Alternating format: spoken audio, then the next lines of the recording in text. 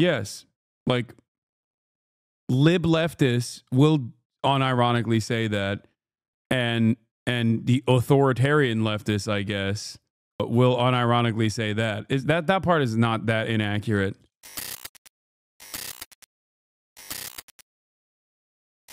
But maybe. I've been meaning to watch the Casually Explained video, The Political Compass. Apparently there's some people who are saying that there's some like liberal takes in it. Your analysis, don't downplay it, dude. You won't benefit at all. Don't downplay it, Hasan. You're doing it again. Your analysis is so off on all this. It just isn't. It isn't just libs either. What am I downplaying, man? What are you saying? What I'm explaining to you is exactly what happened today. Okay, and what happened today was slated to happen. If you know anything about American foreign policy, that's it. How can you come in here and be like, you're downplaying? I'm explaining to you Trump's insanity in terms of both form, but also the inevitability of America discarding Ukraine like a shitty old toy that it no longer cares about. Jesus Christ. If you're not downplaying, why don't you publicly come out as against Ukraine? Wait, what? Why would I come out against Ukraine? I'm not against Ukraine. Jesus Christ. The reality of the matter is, I don't think liberals are going to change trajectory or recognize what America is or what American foreign policy is in general. Okay? That's it. No matter how hard, in the aftermath of all of this, the American media basically try to like massage it like they did last week, where they turned around and at first they were like, what do you mean mineral maps? What the f are you talking about? And then they were talking about how Ukraine has minerals actually, and it would be cool if Trump got them. Like it took a week for media to just snap back into reality and play the role of like normalizing Trump's positions. I think liberalism is so caught up in the optics of everything. They just don't understand. Isn't Marco in 15 minutes? Yes. They're upset that you're criticizing liberals for being upset at this and not other issues such as Palestine. I think this is the problem for them. No, it's not even, I'm not even saying that. That was my expectation anyway.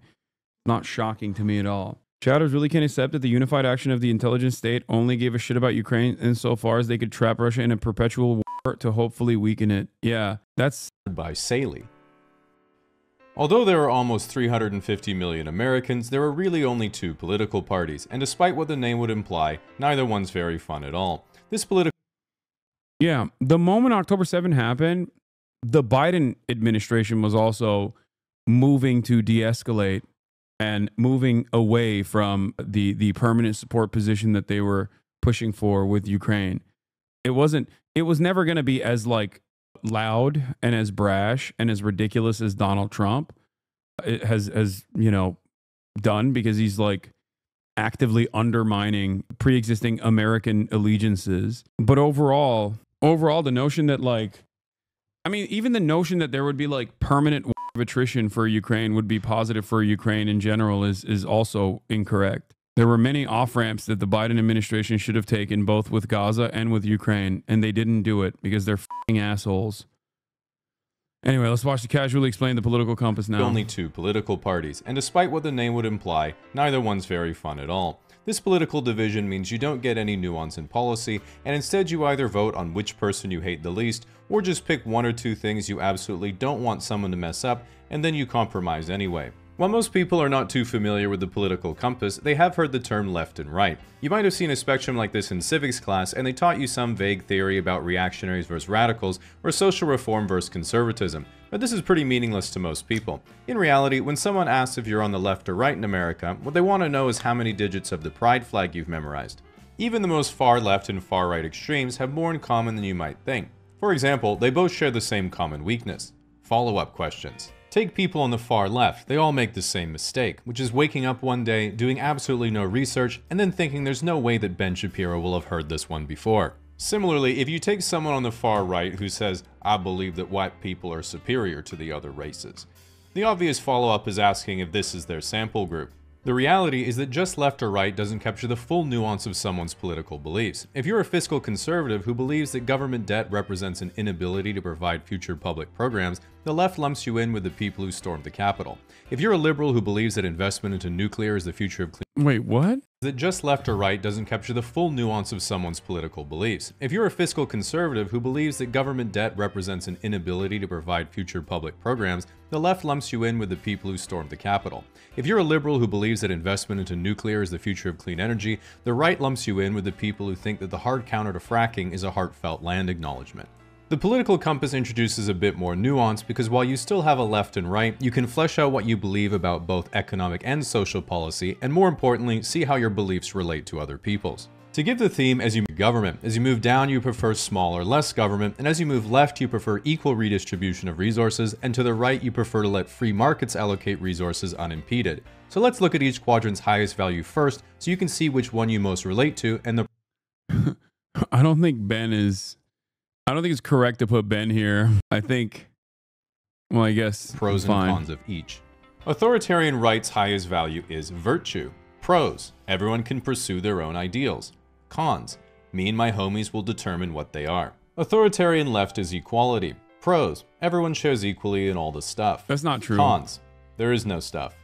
Okay, both of these things are incorrect. No. I mean, I didn't know that political compass theory was like this much of a liberal, ironically enough. But I don't think that this is accurate in terms of like everyone shares equally and all the stuff is just not correct. There is no like, you know, we're cutting the tall trees ass attitude in terms of people who are strivers and overachievers will be cut down. And that every single person, like the basketball team, has to have the same height or anything like that. I mean, I guess it's libertarian left is compassion. Pros: what's mine is yours, what's yours is mine, and we can all love each other. Cons: you hate your wife's boyfriend. Libertarian right is freedom. Pros: the rich get insanely rich, the poor just die. Cons: okay, fair. Lastly, the centrist's highest value is of course A5 Wagyu. Pros: all that matters to him are beef and gas prices. Cons: his whole world is currently in shambles. In brief, auth right is if it ain't broke for me, don't fix it. Lib left is friendly and broke. Lib right is temporarily embarrassed millionaires. And auth left is everything would finally be perfect if we just got rid of that one up Jenga block right at the bottom. By using the quadrants, it lets us see there's a lot more nuance to someone's political opinion than just left or right. For example, to someone on the right, everyone on the left seems the same. But libertarian left will say, you know, communism sounds really nice. Everyone living as equals with each other, working together in harmony with the environment. I guess it just seems that while the theory is good, the execution has been really bad. Then authoritarian left would say, yeah, but often necessary. Similarly to people... Okay, that's not... This part, you guys are saying skip, but like this part right here is the... In the past 3 minutes...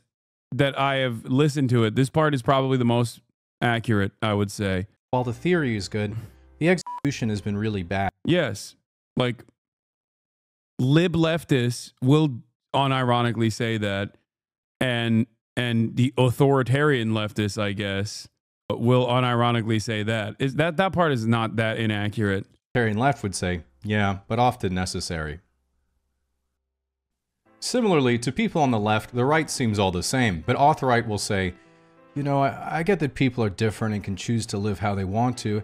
It's just the values of my culture are dying and all this chaos is taking over. If people just embraced how things were before, they see it just works better than this. And lib right would say, you're so right, baby. Just unlock this video and it'll help cheer you up.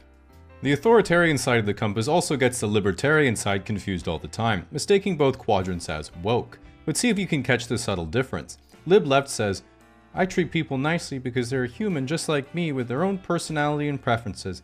Makes me sad that some people hate other people just because they don't act or look the way they think they should. Whereas lib right just says, yep, customer's always right. The libertarian side also confuses the authoritarian. I don't think that exists anymore, by the way. The libertarian right. They do the same thing that the fucking auth right does. I already hate the political quadrant thing to begin with. The political compass is so reductive, and more often than not, every single person that uses the political compass as like a guiding tool is, weirdly enough, always around here. Okay, not saying that is what casually explained politics are, but just look at the fucking PCM subreddit and you will understand virtually everyone is here. Okay, some of them are here. Others are here on this reductive quadrant, and they're all talking shit about everybody else, while simultaneously making this seem like it's like here, I think. Inside, both want to have top-down control of how things are run and how people behave, but auth-right is much more straightforward. If they don't like what you're doing, they're gonna hit you with a stick. If auth-left doesn't like what you're doing, they're gonna convince everyone else that you have a stick. In contrast, if lib-left's life isn't going so well, they just adapt, complain, download Hinge, and wait for an inheritance. Whereas if lib-right's life isn't going so well, they say, no, there is a way to fight the system. Which is of course a nasal strip, buying an online marketing course, and becoming a men's motivational speaker. Because an individual's beliefs radically shape how they relate to other people, another way of understanding the compass is through how each views their ideal romantic relationship compared to how their relationships actually play out in reality. Auth-right's ideal relationship is the classic nuclear family. Nice house just outside of town, stay-at-home wife, good job, couple of kids, and a dog. The relationship auth-right actually gets is their third failing marriage and fourth pair of tack glasses. Or they're a virgin in their early 20s with an anime girl as their ex-profile, and their main hobby is using AI to generate anthropomorphic female fighter jets. In either case, they plan to fix their life with a one-way plane ticket to Thailand and become each other's customer. Auth-left's ideal relationship is with Hasan Piker. The relationship fair. Auth-left actually gets is with Hasan Piker's chair. Lib-left's ideal. You know what's really funny about this? This motherfucker knows, as a person who has been in this community for years, he knows that I pause every fucking time. The original meme that went super viral was him knowing that I would fucking pause and being like, thanks for unpausing the video, Hasan. But now, after years and years of fucking ReactGate nonsense, I mean, it's fine. It's whatever. He cooked me. Yeah, I always just let the chair do the talking for me. The original meme is how I came across you. I know. For those of you who don't know, this is the original I'm trying to meme. learn yoga myself, you know. Yeah, okay, buddy. And I'm a tier 3 sub to Hasan for his political views. And we're back. I'm sorry, what? Son of a bitch. Yeah, back then he cooked me famously for, holy shit, this is 3 million views. Because he cooked me because he knew that I used to pause all of my videos and talk for fucking 8 hours on the videos, and now he's turned around and is memeing on me saying I always leave the videos running with my chair. Relationship is an open marriage in a humble off-grid cottage. Or sorry, 1 million. Fuck my dyslexia. 1 million views 3 years ago. Near a scenic mountainside where they grow their own food and make their own clothes for a small, like-minded community. This doesn't happen because lib-left doesn't have the millions of dollars it requires for a Hollywood aesthetic hobby farm. Lib-right. He unfollowed. Yeah, maybe he was a tier 3 sub. He unfollowed. Yeah, maybe he doesn't like me no more because I fucking steal from YouTubers or something. I don't know. His ideal relationship is being an 85-year-old billionaire with an harem of Instagram baddies on his mega yacht in Dubai. Haters will criticize such a transactional relationship, but while Lib-right knows that girls only like him for his money, he knows they love him for his terminal heart condition. The next thing you might be wondering is, what about the intersections between the quadrants? This is pretty simple because it's usually where the rubber actually meets the road in real life. In Western countries, lib-left cares about the environment, while auth-left likes federal laws forcing you to care about the environment. Center-left is what happens when you're on your third wadded-up paper straw at the movie theater, and you realize that maybe some sea turtles need to die so you can live. While you might be thinking, okay, I'm sort of getting this compass thing, we are of course just scratching the surface, because a two-dimensional compass isn't enough to capture the full nuance of a quadrant's views, and you have to introduce the third dimension, which is if you're technologically progressive or regressive. For example, the bottom center on the compass is classically libertarian, believes in self-reliance, saving money, hard currency, survivalism, and only trusts non-mainstream media like Joe Rogan and the Kremlin. If you take this political view and make it technologically progressive, you end up with anarcho-transhumanism, the belief that man will merge with machine and transcend to a higher form of life. Exactly, this is the Japanese trying to cope. If you take the same intersection and make it technologically regressive, you get anarcho-primitivism, or return to monk, which is the sentiment, humans just aren't living how we're supposed to, man.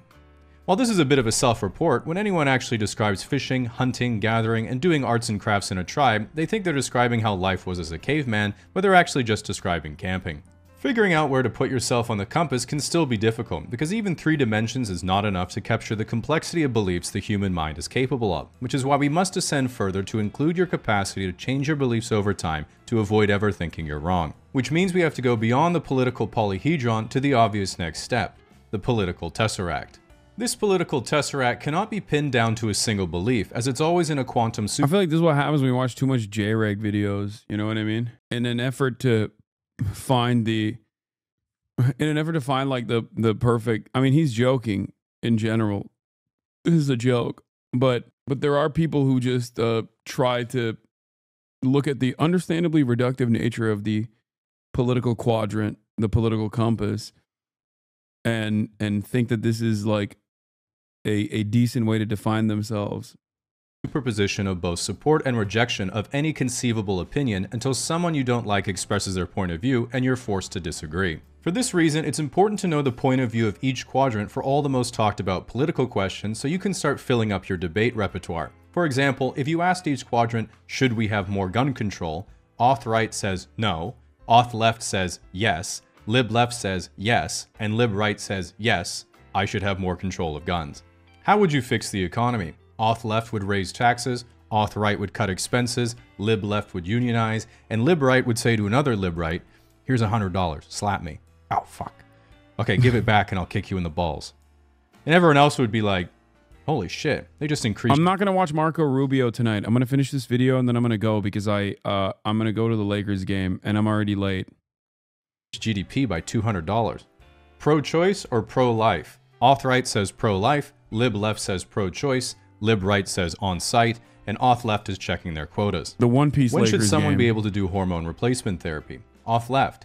Anyone with approval from a medical authority can go on hormone replacement therapy at any time. Auth right. Kids shouldn't be allowed to do HRT. Lib left. I just don't want kids going through puberty knowing they were. Lib right. I just don't want kids going through puberty.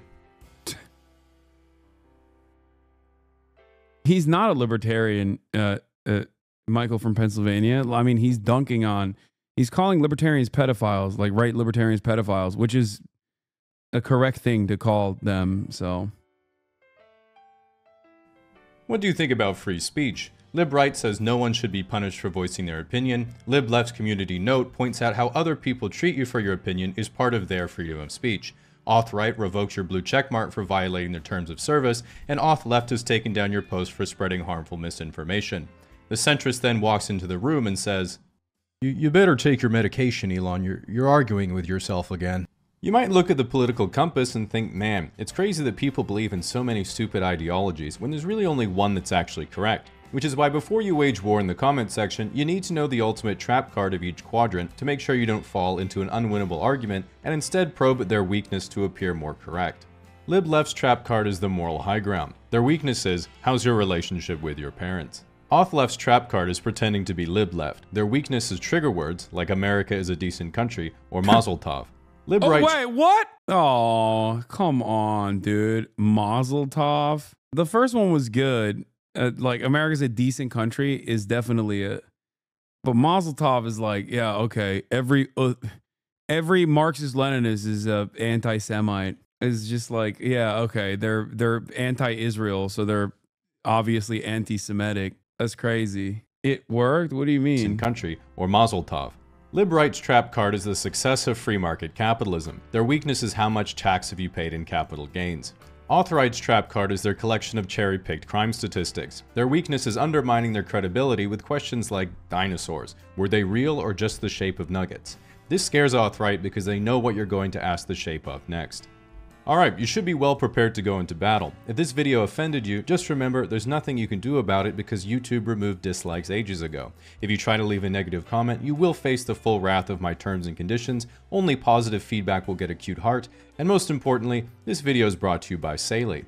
As an American, you might be thinking, with what's going on in my country, I really want to move to Canada. But being unable to read Celsius or the metric system, communication would of course be impossible, and there'd be no way for you to get a local SIM card for your phone. What can you do about it? Well, with Saley, you can download an eSIM onto your phone, giving you data coverage in over 180 different countries, meaning you can significantly reduce or entirely eliminate roaming fees, and you can get a global or regional plan if you plan on visiting multiple countries. This is especially helpful because not only can you avoid getting scammed or having to talk to people in general, you don't run the risk of losing your original SIM card from back home. My last one is currently in Peru. My friend Jim... I think it's crazy. Maybe I missed it, but like, when he was doing the political compass, like, did he even make inferences to how the authoritarian right is rabidly anti-Semitic? I mean, he showed them with like swastikas and shit, but like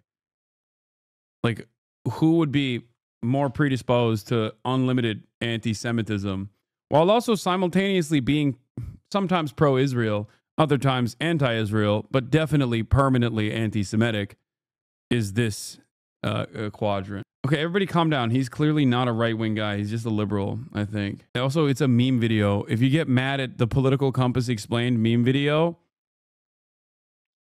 you're ridiculous, okay? You're unserious. But I think I know why he unfollowed me. Yeah. All right, I gotta go because...